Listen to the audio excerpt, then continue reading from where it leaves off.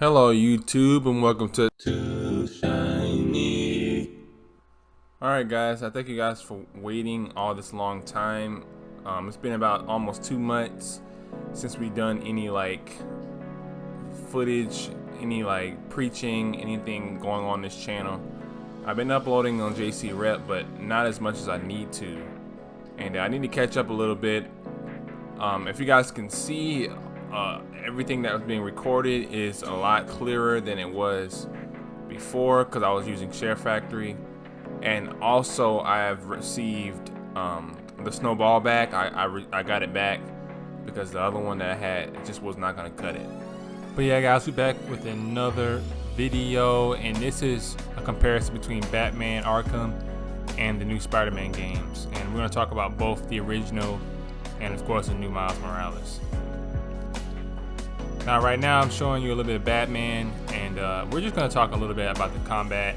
I think the combat was probably one of the best systems that are in fighting games ever. Like, I think this is one of the best systems you could have used with Batman. It's called the free flow system, and it's basically where you have to build up a certain amount of hits on your opponent so that you can get new moves and things like that, like finisher moves, and you fly back and forth from enemy to enemy using different weapons and things like that, stealing weapons, and you even have a stun attack that allows you to build up even more combo numbers in Batman Arkham specifically.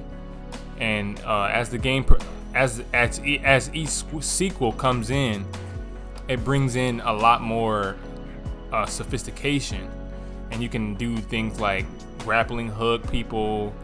You can shoot with Nightwing. You can shoot people with these like with this little electric gun. Batman, I think he has the same thing as well, but I don't think I have any footage of that to show you. But I think my favorite would be Robin, because Robin, I feel like he's the quickest, and he has the pole. But Nightwing I think he's quick too, but he doesn't really get the job done as well as Batman and Robin, in my opinion. But honestly, there's one gripe that I have that's with this game that kind of annoys me a little bit, is when they attack you in the mid combo and you're trying to do an attack, and it's someone like you're in the middle of doing like a ultimate attack, a finisher, and then someone tries to interrupt you and try to hit you while you're in the middle of that attack. That's probably one of the most annoying things to deal with when playing this. It doesn't happen all the time, but it happens enough to be noticeable, and it's pretty annoying when it happens because you're trying to keep that combo going, usually when you're doing the AR challenges. And another big one of the features that I like in this game, that's different than the older ones, is that it adjusts, like your combos adjust based on where you are in the field, and they also have environment takedowns, which is a lot different than like Arkham Asylum or Arkham City, where you just had your basic attacks and then that was pretty much it. And you fight brutes in this game. I don't think you fight brutes in other games as much as you do in here. You fight brutes in here all the time. Alright, well, we're gonna go to the next game. We're gonna go to Spider-Man PS4. Now, Spider-Man PS4 is a little bit different when it comes to the fighting. The fighting is a little bit more button mashy and like 1-2 hit combos. Batman, as I showed before, was a little bit more complex. It was simple. It was kind of like jump from man to man to man, but in here, it's a lot more like you have to be on your game. You have to be very, very, very quick and being able to see where your enemy is. You don't have as much time to dodge as you have in Batman. Batman, they give you plenty of time to dodge. But I'm gonna talk a little bit about the exploration a little bit. I think the swinging in here is absolutely phenomenal, as I always say when it comes to Spider-Man games. Well, specifically this Spider-Man game, of course. But I think that swinging has a lot of weight to it that doesn't have, that the other Spider-Man games don't have. particularly Amazing Spider-Man. You know, the first one that comes to mind is Amazing Spider-Man on the PlayStation 3 and 4. But of course, I mean, that was even better than anything we played before that. So I think every time they make these Spider-Man games, they make it better and better every time. And Spider-Man PS4 is no pushover when it comes to great swinging mechanics. Spider-Man Miles Morales kind of adds on to a lot of the stuff that was already great about the first game, but they made it a lot more fluid, a lot more interesting. Of course, they had to add in the iconic swings and things like that was in the movie. But of course, they had to, add their own flair, because I mean, they didn't want to just copy everything out of the movie. These developers and creators, they usually want to have their own brand, their own story. Insomniac said that about the first game. They said they wanted to create a new story that had never been seen in the movies or anything like that.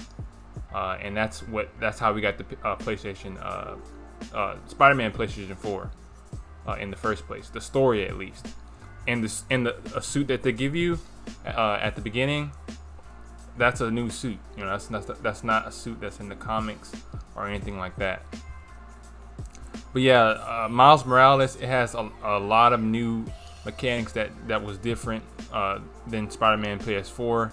Of course, you have the Venom attacks that are a lot more, I guess, versatile in their approach, because you have different enemy types. You have some of those purple dudes, like, I guess I forgot what they're called, but some of them have swords, some of them have guns. You have brutes that have shields.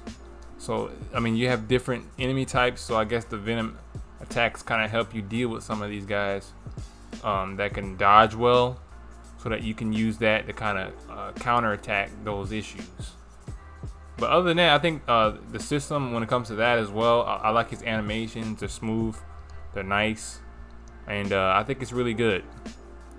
But yeah, I'm just gonna talk a little bit about all three of them together. I think the biggest thing that makes them all similar, Batman and the Spider-Man universe, when it comes to the games, is just the attention to detail with both games. I think both of them are really good when it comes to the deepness, the seriousness, the darkness of how the game feels.